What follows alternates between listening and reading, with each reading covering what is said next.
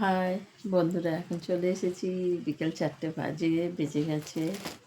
আজ একটু চা খাবো। আর চায়ের সাথে কি খাবো দেখো, এই যে পাঁপড় ভাজাগুলো ছিল, মেয়ে নিয়ে এসেছিলো খাবে বলে আমি খাবো না। তাই বর্ষায় বৃষ্টি হচ্ছে, নষ্ট হয়ে যাবে, ফেলে দিতে হবে, আমি খেয়ে ফেলি।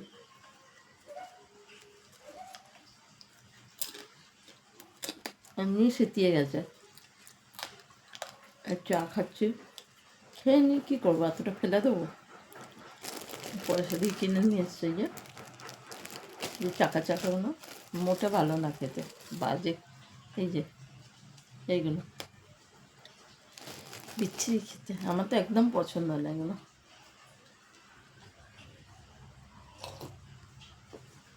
টাটা। আপনাদের চা খাওয়া হয়ে গেছে?